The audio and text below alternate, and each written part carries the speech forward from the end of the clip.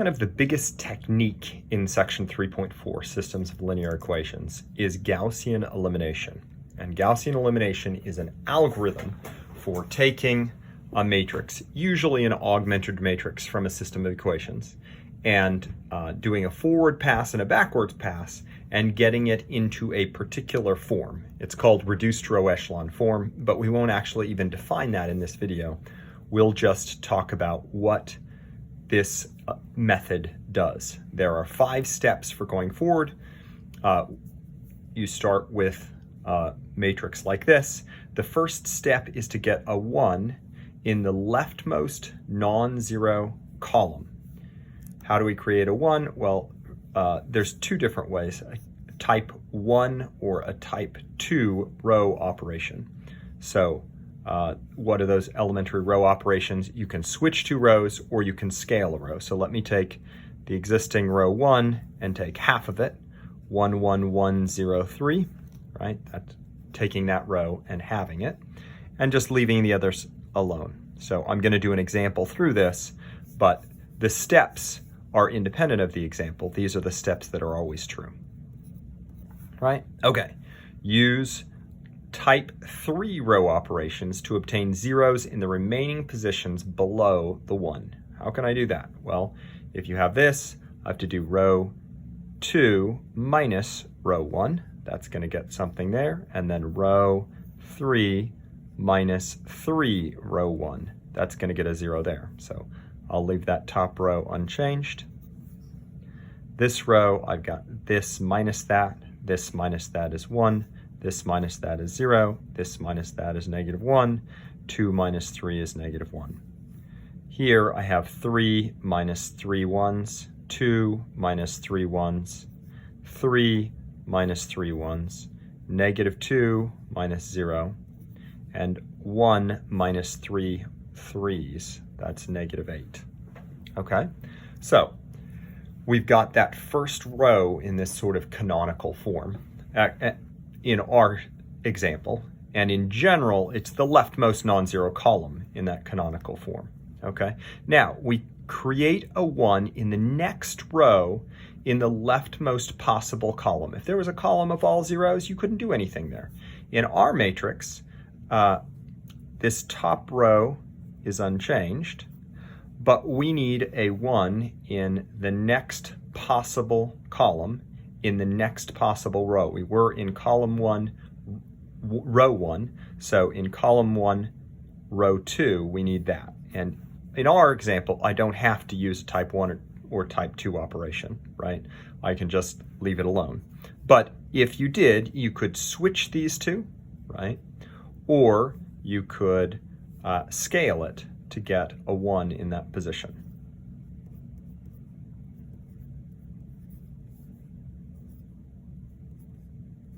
Okay, so step 4 is step 2 all over again, just in a new column. Use type 3 row operation to obtain zeros in the remaining positions below the 1. Okay, so we were concerned about this 1 before. Now I just have to take row 3 plus row 2. That'll get a 1 right there. Essentially, I'm working to get an upper triangular matrix in the forward pass.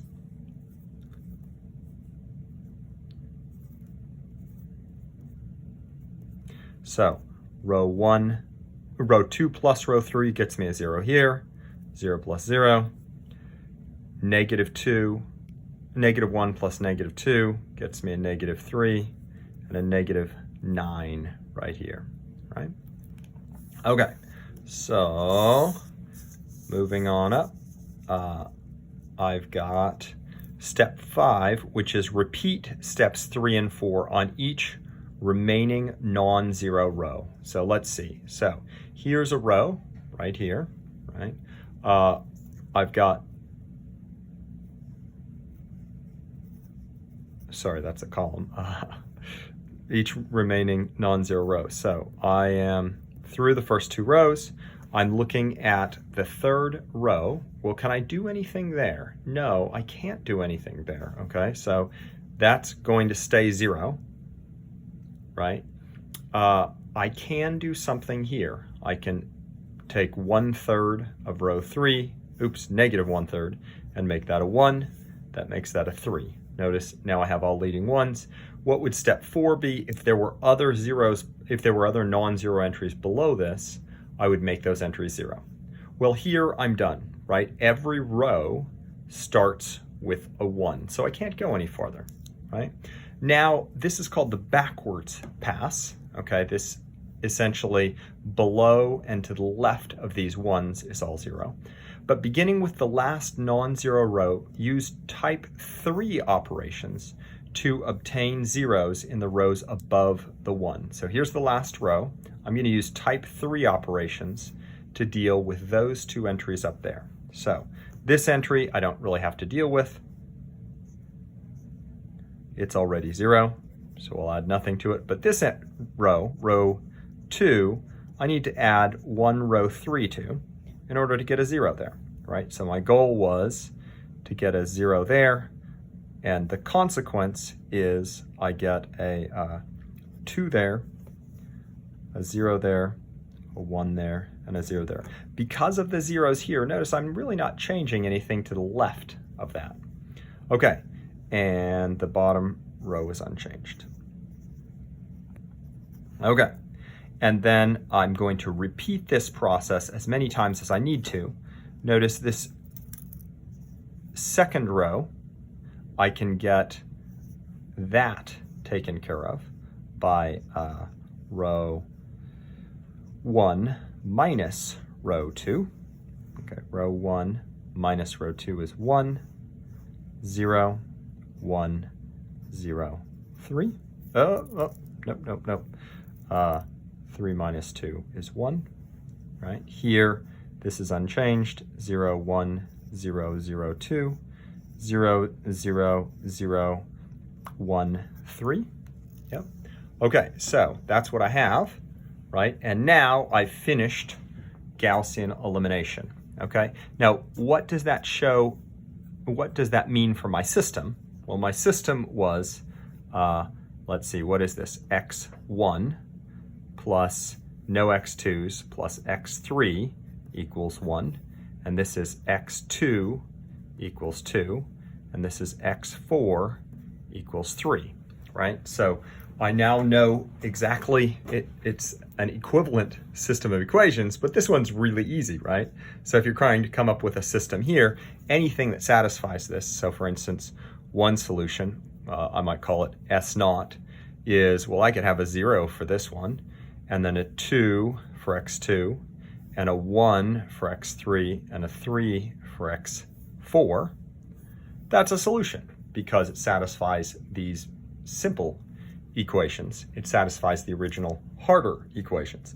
And you see that since I only have one equation that isn't entirely determined, I could say something like x1 equals 1 minus x3.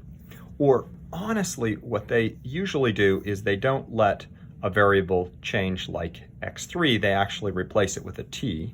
So replace x3 with t, and they make a solution set. The solution set is something like s equals 0, 2, 1, 3, plus anything else that won't change this outcome. So for instance, any t times, what do I need here? If I put in a negative 1 there and a 0, 1 there, right?